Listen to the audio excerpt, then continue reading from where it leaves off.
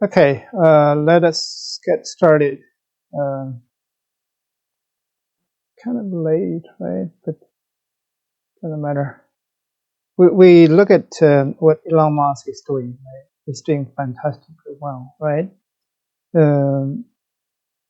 Multi-fronts, right? Neuralink and Tesla, the Optimus, the Grok AI and Twitter side merged together, and obviously the SpaceX is going to go for IPO.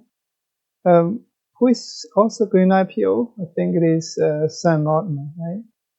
And probably Anthropic. Right? So I'd like to kind of group Sam Altman's OpenAI. Well, I put them together is because Elon is probably the original kind of leader or thinker, right? Bring the team together, right? Even get Ilya Gisberg. And then Sam joined from, I think he's running the Ubiquitous, right? And some other businesses and joined. Anyhow, the OpenAI has been the flagship, the AI per se, right? Like ChatGPT. And Anthropic is really, the CEO or co-founder from OpenAI, initially in that same team, right?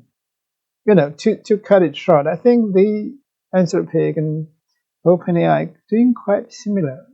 They do take, different sides of it, but eventually, OpenAI try to get into the enterprise as Anthropic is kind of build some ground there. Obviously, in terms of the size, Anthropic not so big, right? And that product line is kind of limited. They produce good stuff. But in any case, somehow I group them together, and I think they belong together. Probably eventually they're going to merge, right, and become one company. Right? You never know. And certainly the boss want to go IPO. That's not a coincidence, right?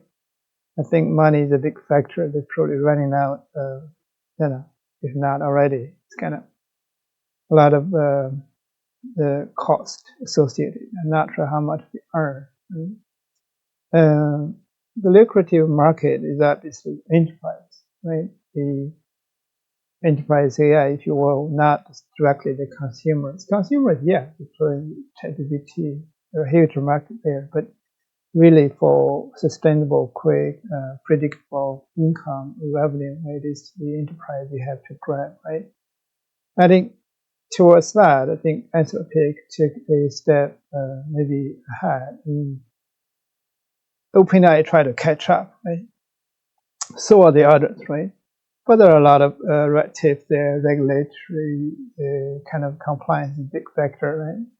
So many regulations, they might have to really think about it preemptively, somehow, because it's going to be it's going to prevent them from really advancing. In any case, I think Elon is a advocate to relax or get rid of some of the unnecessary regulations or laws, whatever you call it, right? It's kind of red tapes. Okay? Now, IPO is what I link them together. Really, they don't belong together, right? The Sam Altman and the Anthropic CEO, I forgot his name, right? And it's two companies, right? Probably should be represented by Sam, right? With the same mindset, same strategy. Probably they're going to merge together somehow, even after the IPO, right? They really belong together. They're all closed source, right?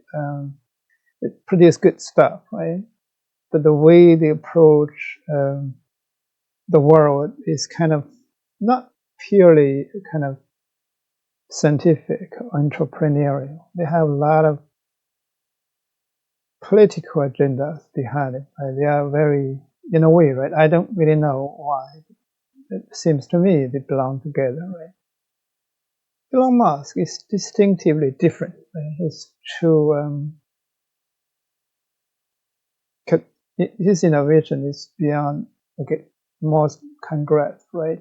So many things he's running so brilliantly, right? Now, so let's do a quick thing, right? Let's review what we have done and we dive into a bit more. See OpenAI versus Anthropic in the enterprise arena, right? It is a comparison here. We draw a quick one, the strategic approaches to the enterprise AI adoption. Enterprise AI meaning you kind of use AI in the enterprise environment, like for banking, for some manufacturing, and for some service factors, right? And first of all, the philosophy side, right? OpenAI, in terms of the capability and ecosystem, the more risk preparedness, right? They are very aligned, conservative. Not conservative, but they hide many things behind the scenes, right? Because they are the leadership, right? The market leading kind of general capabilities and some manage long-term catastrophic risks. If you remember when Sora 2 or some other models, GPT-4 or 5 came out, and Sam Altman said, well, if anybody got into legal litigation, you're going to cover it, right? It's like insurance, right? That's kind of good, right?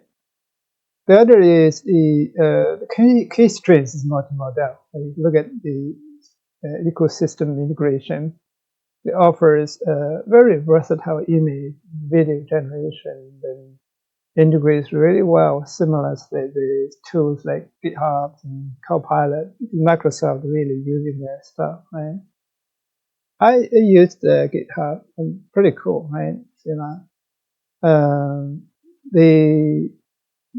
They could also deploy to the AWS, right? Anthropic especially. AWS invested quite heavily there. Enterprise concerns. It's got a potential of misuse, right? That's true. Like some helpful, maybe like yet to see, right? Some reported, some still kind of not visible yet, right? And for the Anthropic side, again, it's very, they try to push to the business side, enterprise AI from get-go, right? You have coding side, the targeting the customers in enterprise side rather than competing with OpenAI on a consumer, right? So the go-to-market strategy, they have building partnerships and they have the key strengths in deep context and auditability, all kind of right rather than the purely black box thing. They try to explain and offer some audit trail to prove that they're complying, right? Those are nifty features that are really distinctive, at least for some time, right? But there's also enterprise concerns, limit their capability integration, lack of native the image generation. They have to borrow them from others, right? So look at the kind of what you see that is it's from OpenAI, the enterprise market share shift, right? Initially, OpenAI is probably the major one, but slowly, right? The Anthropic take a big portion, right? You can see that visually, right? But both from the same rules, right? Now they diverging. Eventually, they might converge, come together, right? The first mover kind of advantage is going to burn out, right? And then Anthropic for some safety for high stake sectors, right? They go to market, they pretty pervasive. Look at it, right? The Anthropic, like Microsoft, right? Microsoft embracing everybody. Right? The other part of it is safety by design. That's what Anthropic trotting their thing, right? Yeah, I mean that's good, right? But let's see, how are they gonna come out, right? Then obviously we're looking at the 500 billion double-edged sword, right? This is what massive scale in terms of enterprise AI, right?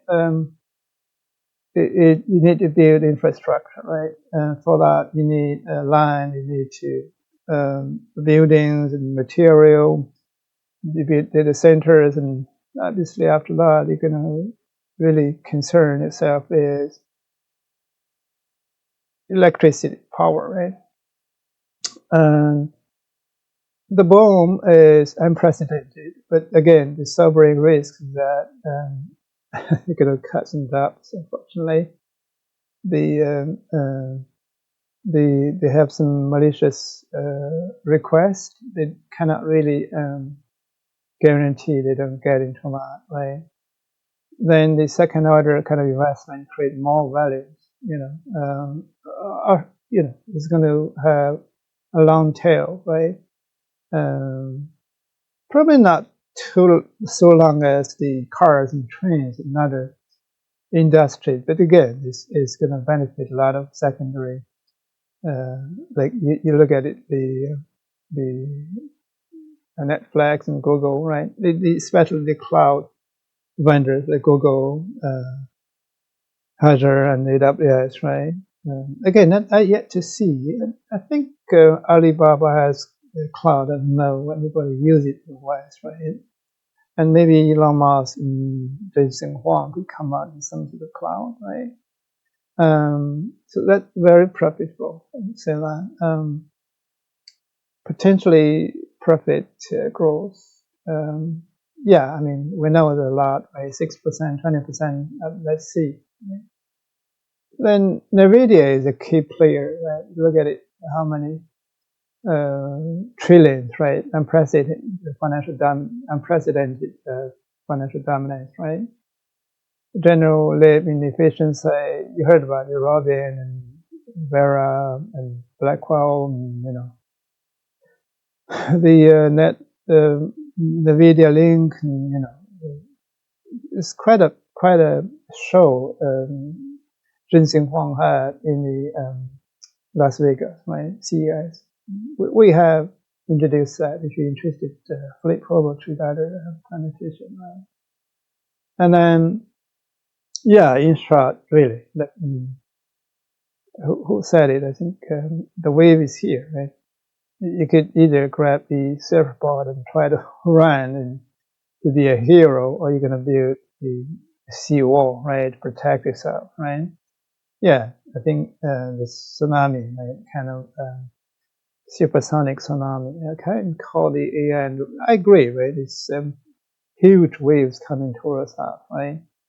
There's no on-off switch. You cannot really stop it, right? It's already in motion. Right? It's going to come in accelerating, right? That's what Elon Musk said. Right?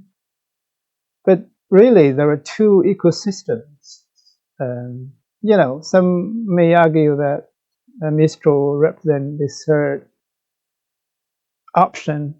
I mean, frankly, I doubt it. Well, if you want to make a trinity, right, three, triangle you can, but look at Europe. I don't think they can come together. The energy is a big issue, right? How the market, right, the talent there. Yeah, they have some good side of it, right? And then so many controls and laws, regulations, right? I don't know how they're going to really catch up. Maybe this wishful thinking. In some little areas like sovereignty, whatever, like built for the government, total control. It's so nice to know, right? I don't know how they're going to really pan out. Right? If you look at the United States, certainly it's going to be a leader, and it's a leader, really going to be a leader for some time, right? They have the full stack, truly strategically the dominant on the frontier models, massive compute and general intelligence, and NVIDIA have the chips, right? They are building some data centers, some plants with the AI robotics and agentic framework, but so many brilliant, really huge giants, right? They're competing. I don't know that if China can compete, but again, they have a different strategy. Right? You look at it like it's focus on the China side. They have a lot. Right? We introduced DeepSeek, Alibaba Queen, right? Minimax, and ZAI, Moonshot, and there's quite a few more, right? The Baidu, there's quite a few more, right? And also Huawei and the WeChat company, they're all very domain vertically integrated, right? They get into the fields, in the mines, in the desert, in the lab, in manufacturing factories, right? In a harbor, everywhere, that in a restaurant. That's how it diffuse into the actual production system, right? They're not really just in a lab doing a video or something, right? They get into hospitals, right?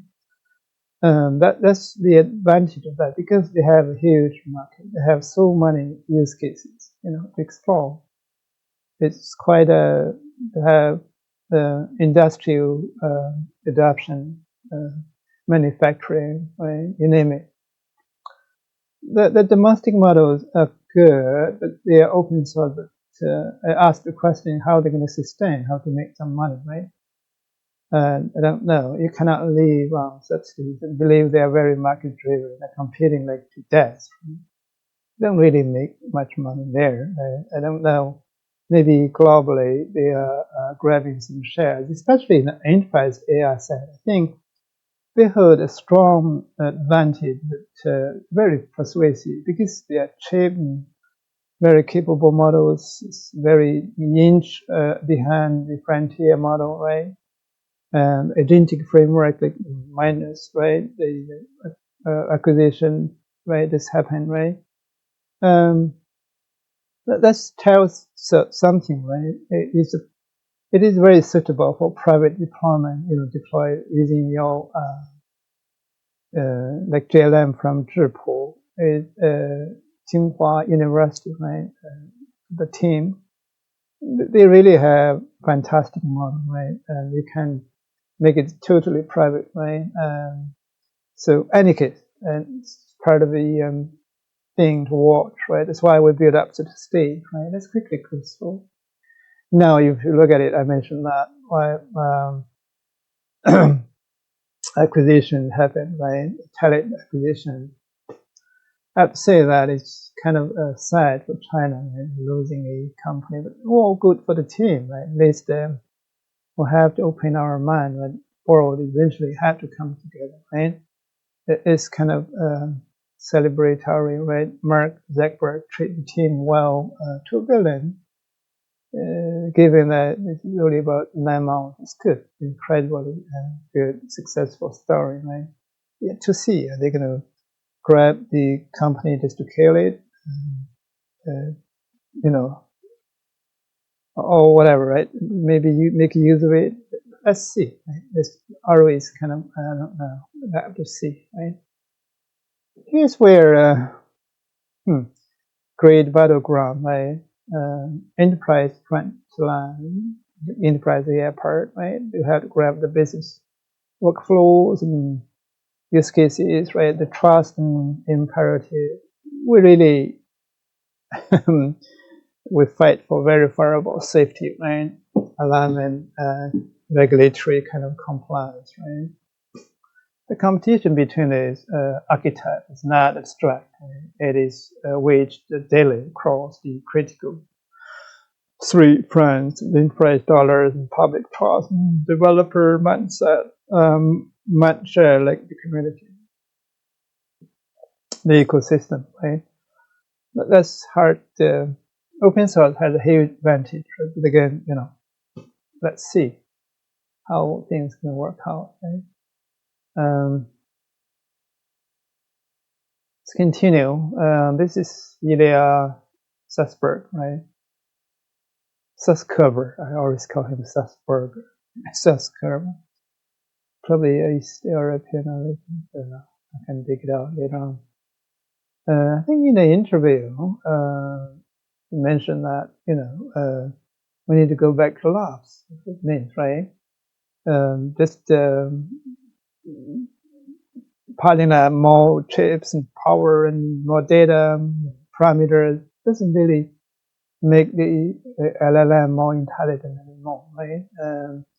We know this is already powerful enough, right? Really, just how we use it. It's not like a matter of if not, you have a choice. You don't have a choice. You have to embrace it. It's really like when faster is better, right? So the next wave is going to be fundamentally have to go back to the drawing board in the lab, right, and have a new architecture, right, a new way of doing the world model is one, right? There's other the security side, right? And how to make it explainable more, like combining with the traditional computing and engineer discipline, right? Should be complementing each other, not just taking over, right? Look at it. They finally put two camps, right? And one is more open source, Mistral and DeepSeek, right? Is Mistral still open source? They claim to be digital sovereignty. Okay, and full stack sovereignty. Yet to see. At least something that we need to pay some attention, right? Strategic dimension, right? OpenAI and again Anthropic, they're doing some good stuff, right? Azure and APIs, constitutional design all have very good catchy phrases. Finance and healthcare, yeah, that's good. Premium market differentiator, leading edge, that's OpenAI, right? You look at the constitutional AI framework as for safety by design, right? And leading edge general capability and preparedness framework, right? And then for the Mistral is like full stack sovereignty infrastructure, Mistral compute. Use of MOE, MLA for radical training efficiency, right? They have a lot of innovation from DeepSeek side. I mentioned quite a few already. Let's move. Yeah, we're living in a new reality. That's true, right? I mean, believe it or not, we're there. Okay, look at it like in 2011, 2012, and 2020, right? We more of a research side, right? 2020 after the pandemic, certainly, right? We get into this huge high-speed train, right? It comes today, LLM and things. And then onward is going to be, you need to go back to labs, right? At scale, though, right? Research. Yeah, see that you have to find a runtime. That's the three key players, like AWS, Microsoft Azure, as Amazon first one. We have Bedrock, right? Azure AI, Vertex AI, Google. The focus is more kind of comparable, but the Azure is like the OpenAI exclusive, the Microsoft ecosystem, right? And the Google side, Vertex AI is more like a data-driven thing. The Bedrock is kind of solid product design, a suite of products, kind of really engineered. They have some brilliant mind behind it, right? I would say. The simplicity and the coherence, right? The infrastructure, the Bedrock, SageMaker and Redshift, they all come together, right? As three, so many things I'm using, right?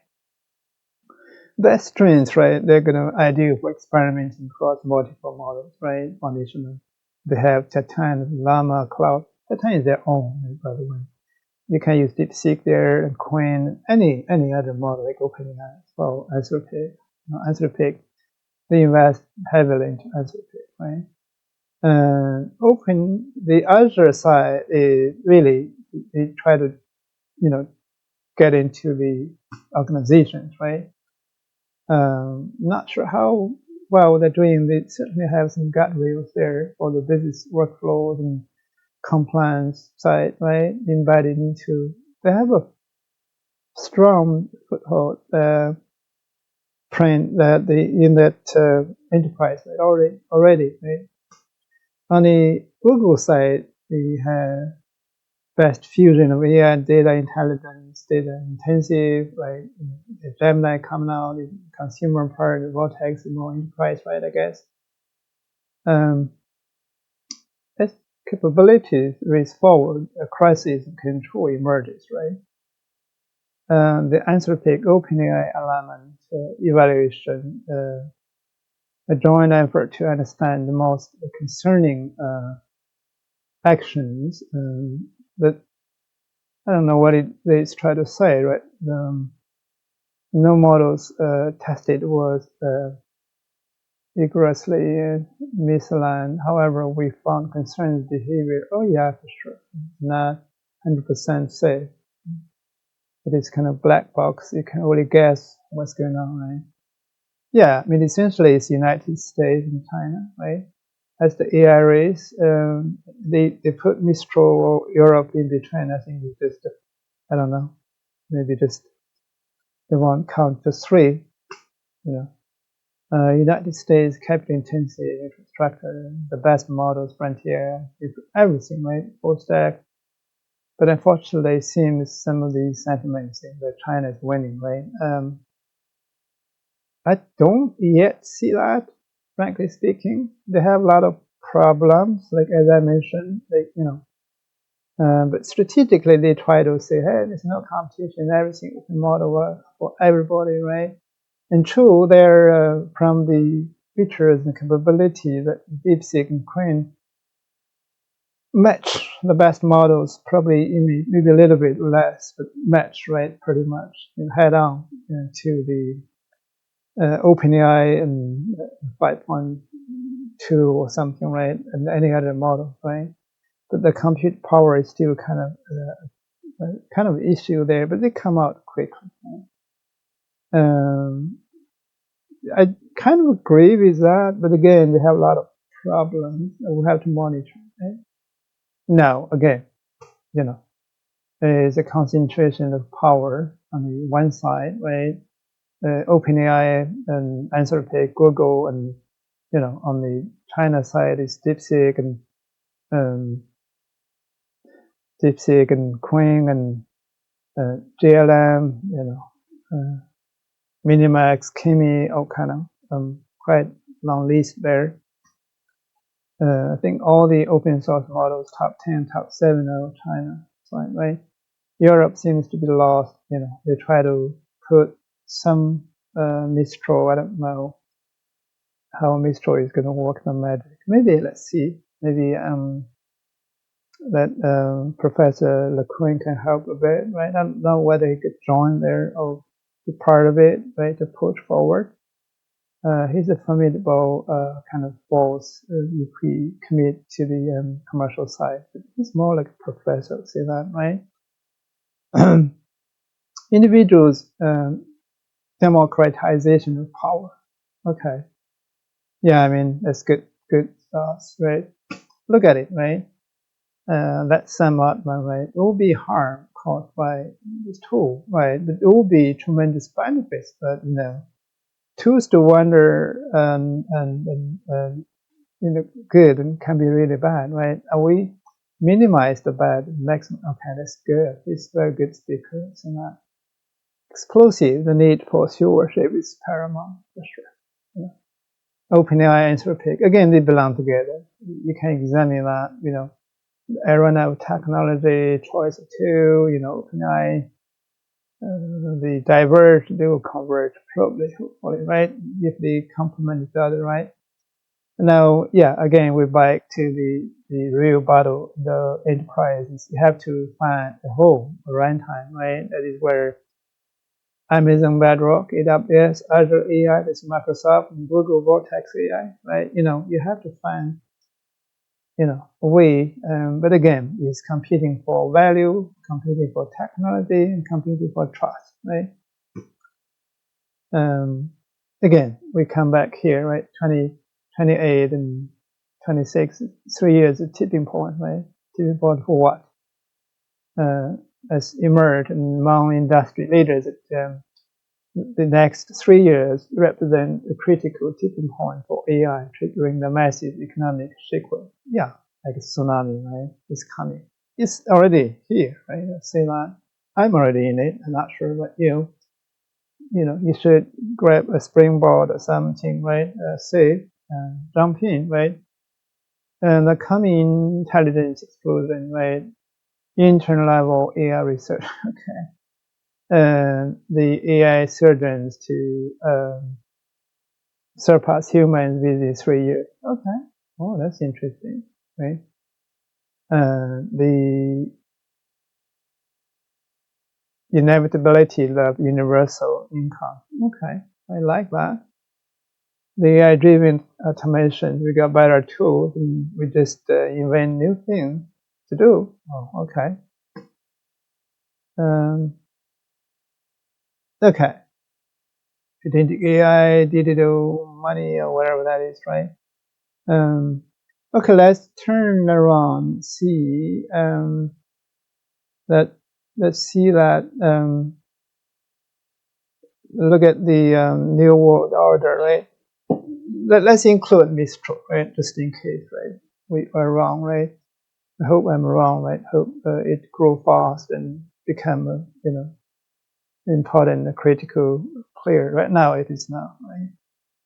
But in Europe, that's the only one, I guess, right? Good or bad, that's the only one. Some geopolitics, right? Sovereign architecture. A new world order and AI is being forged, right?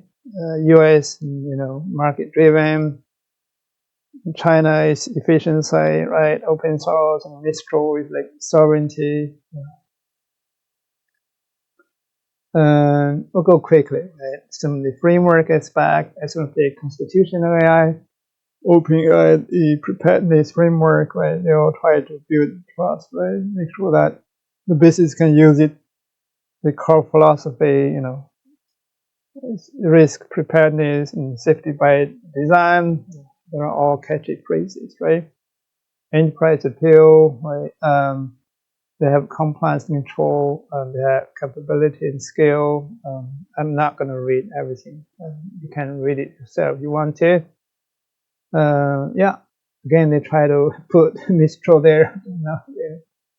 MLA, multi-head, latent attention. It's a latent space, if you understand, right? Like the space where the AIs understand that it's like a binary machine, right? They're using vectors and all kind of mathematical shortcuts there. They could really untangle a lot of things.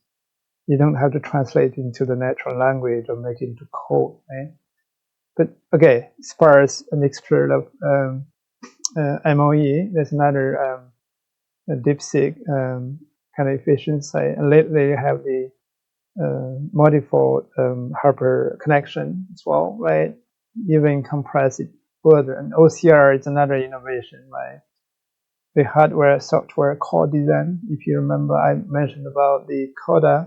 That's what they try to develop, something that build on top and integrate well with the chip framework and produced in China, semiconductor, right? Huawei or China, like chips, right? Like then comparable to the Taiwan side, right? Any case, next is regulated, right? Safety by design. Wow, that's good. I mean, key tools, value proposition frontier, right? The OpenAI Anthropic, right? On the one side, the model-centric governance, the other is a platform. They're going to have to share the governance, right? The risks, right? eventually the regulations will catch up, right? Customer managed case, right? And ensure operational compliance with existing enterprise data, privacy, and security and policies, right? Again, is data residency or sovereignty, operational sovereignty, like judicial control, right? U.S. Cloud Act, right? We're gonna find out more.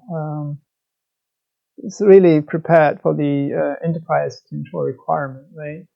Now, again, you look at the Microsoft Blue, the national partner model, right? A legally separate joint venture operated by a local partner like Orange, Germany, in France, and create a legal air gap from the US parent and designed for the strictest certificate, right? And then the curated subset of Microsoft Azure service is managed by the local partner, meet the highest national security and public sector compliance. Like I'm going to dive into Microsoft later, right? But my kind of general sense is that they're a very practical company. They know how to get into the market, right? They work with the partners really well, right? But in terms of innovation, I don't know if they have much, right? And they use the OpenAI, right? They have Copilot. What else, right? I don't know, like they are more like a business kind of running and corporate governance, a market making kind of thing, right? Rather than technological and scientific innovation, right? That's my science, right? But well, business-wise, they're doing good, right? They have a lot of different lines of businesses, right? Even Sony, I think, is part of it already or not? But they have many other things. I don't know if they get into cars. They tried phones, if you remember, with Nokia, and it did really work out, right? And they're still kind of dominating on the desktop side, right? The Microsoft, they call it 360 or something, right? But Google come out with the suite of tools like Docs and spreadsheet and stuff, right? Pretty cool as well, right? It's a head-to-head competition. But again, still the Microsoft has the edge, right? It's by far dominant, right? The AWS, though, I don't know, is kind of a little isolated, right? They run in between, but they have a very strong, solid data, cloud, and AI stack, right? They have their strategies. But these three is very keen to watch, in my opinion, right? I certainly spent a lot of time following through, and I had direct work experience with all of them, right? Fully, Mistral is something that, yeah, okay. I don't want to get too much there. Let's see. And this is where try to get into EO, and here's how they go to sovereignty cloud, Mistral compute, model. That's good. I mean, nothing really innovative there. The data source, and yeah, that's a good sovereign AI for cross-border crypto compliance. We're going to apply these strategic concepts to a concrete challenge. Build a real-time audit for AI compliance ecosystem for cross-border. The use case bring together complex data, multi-judicial regulations, and non-negotiable sovereign constraints. Right? How are you going to do it? Data source highly velocity, complex blockchain transaction data, required capability, real-time risks for. This is worthy kind of revisit.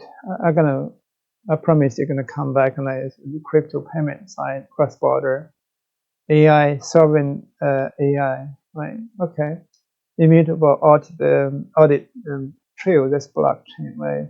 Real-time risk scoring, regulators version logic for reproducibility and low latency inherent, right? Inference. Solving constraints. Most must operate within a sovereign cloud, ensuring data and operational control to meet regulations like DORA and GDPR. How are they going to do it? I need to really find out, right? The architectural blueprint and audit ready streaming data pipeline, right? The solution is an event-centric architecture where every transaction, feature, and decision is treated as an immutable event. The design provides data lineage and temporal consistency required for regulatory recording. Therefore, you could audit it, you could replay it later on. The feature store is the central component ensuring model reproducibility and governance. Okay, immutable audit logs, Kafka stream, and blockchain node, and WebSocket streaming, right? And manage Kafka event hub, okay, and feature engineering, Spark, and serverless, maybe some PyTorch and Spark thing, right? Feature store is online. It's low latency. Not sure if it is cached offshore.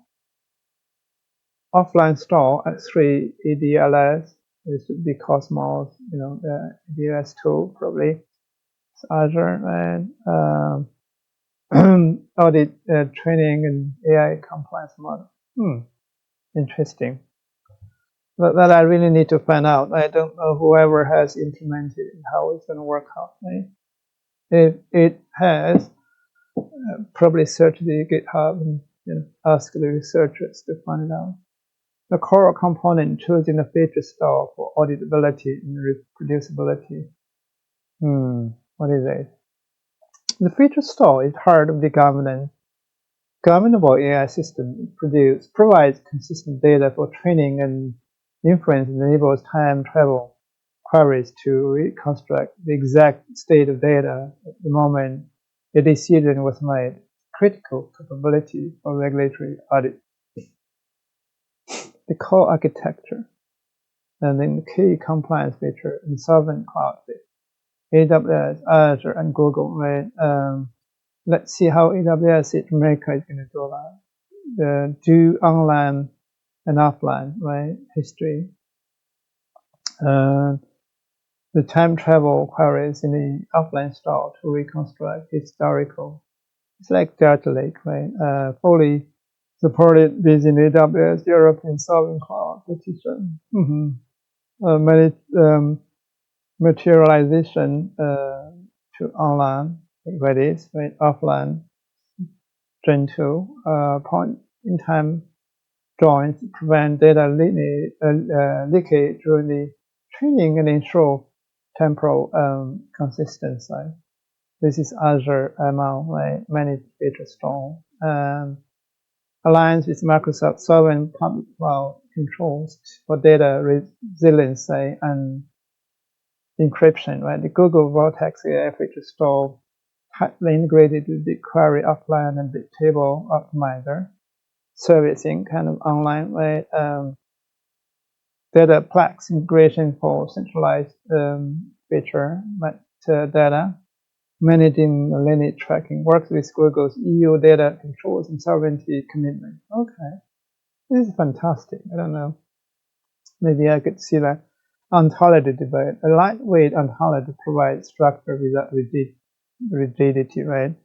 This debate on whether a comprehensive Palantir-style ontology is necessary for enterprise AI. For a compliance use case, full-scale ontology can be too rigid, and the pragmatic path is to build a lightweight domain-specific ontology. It provides a very powerful map with business logic for regulators without incurring massive overhead. And pro-ontology argument enforces government, enables deterministic logic, and creates the clear and audit trails by structuring all data and relationship and easily get the evidence, right?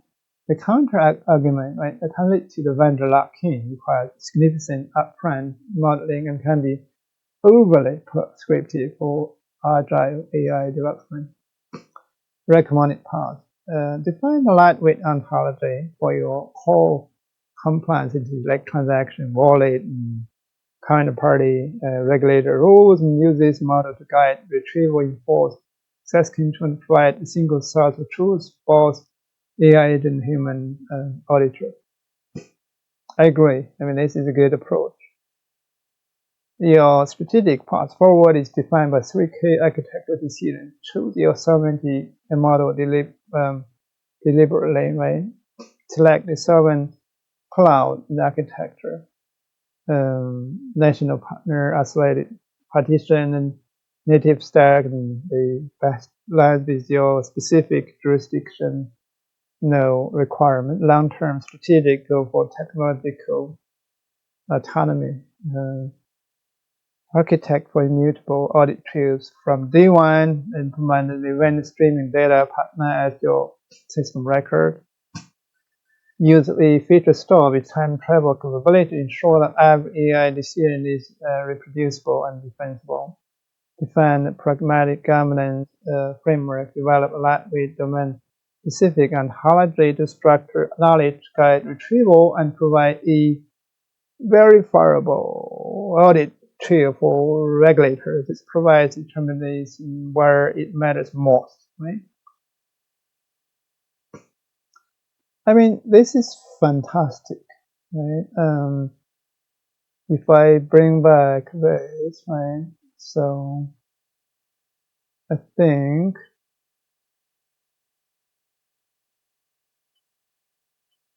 let's go back, and the major thing is OpenAI and Anthropic, right? I would rather use some Altman to represent both of them. Eventually, it's probably going to merge together, right? Yeah, the 3 pillars, cloud, right? The stages, research, scaling, and research at scale. Yeah, the new reality. Yeah, let's stop here. Let's see. Maybe we could play a little.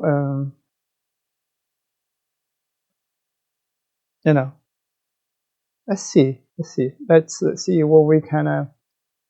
Is there anything we missed, right? If not, we can carry on next time. We just getting started. The stage can invite the partners to play, take their position.